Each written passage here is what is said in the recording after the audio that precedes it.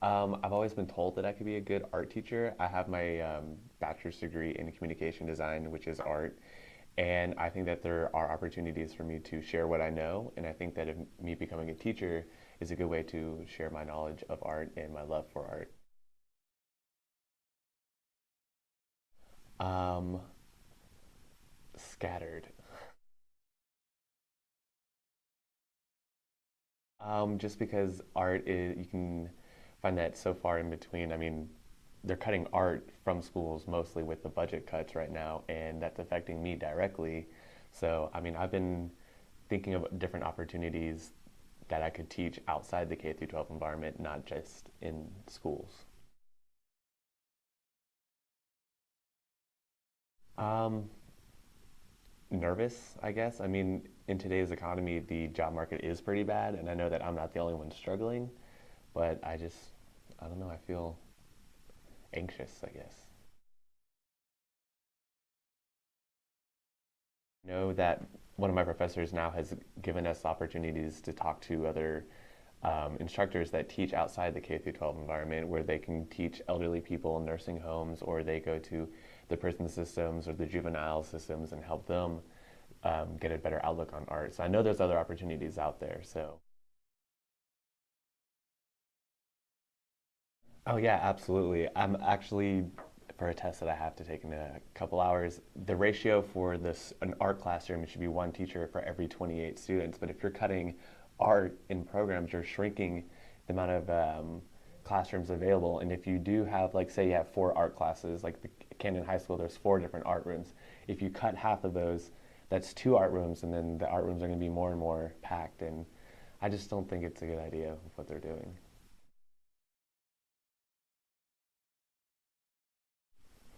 Don't cut the budget. I think you can find other ways to cut the budget. And I think if education guides the future, then why are we hurting our kids by not providing the education that they deserve? Because cutting the budget is not solving any problems at all.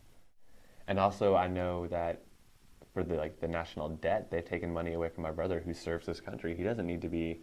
He's in the military. They don't need to be taking his money away either. That should stay also.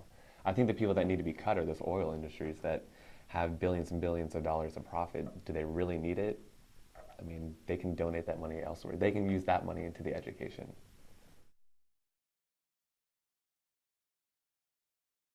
Oh yeah, absolutely, absolutely. I think that especially in inner cities and the urban environment, that they already are in crisis. If you cut the teachers, cut the budget, what are you doing to better that? I can't think of anything.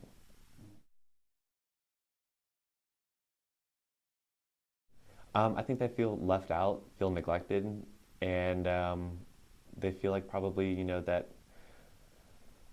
that they're not worth anything. I think every child deserves the same amount of education, and if we're taking it away from them, it's just like you don't deserve it.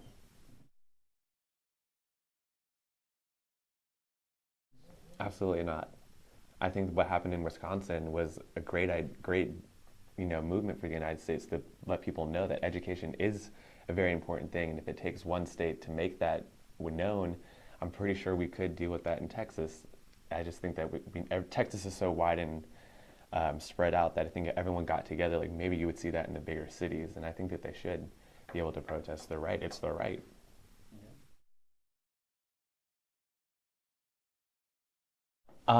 One thing that I was really concerned about is the class time because they have every single class every single day, so it only allows you 50 minutes per class.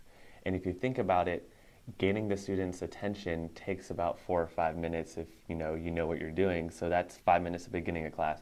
Then having them to clean up and do whatever they have to do, that's 5 minutes at the end of the class. It leaves you 40 minutes to get a lesson started, have them uh, obtain the information, and then how would you assess them? I don't think that 50-minute classes is enough time to gather their students' attention and get something done, especially when they have to change focuses every 50 minutes from English to math to ROTC to art to drama. I mean, you're just changing the focus so much that they're going to get lost and lose all the information that they just learned. I think having block scheduling, having more time of one-on-one with the student would be better. I would say it did. I mean, I really didn't know exactly what to expect, but it did. It did. I was really surprised to see that they had so many art classrooms because I mean, I only had one art room in my high school, and to see four there, I thought that was really cool.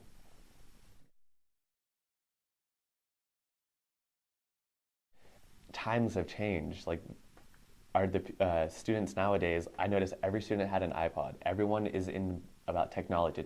Technology is a big thing today in education, and I think that the older generation isn't up to speed with the new models and new ways of teaching students today.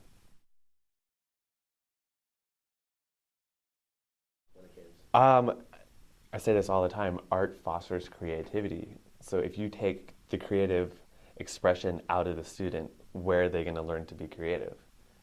I mean, I just think fine arts is detrimental to the students. So I don't think that you should take it away.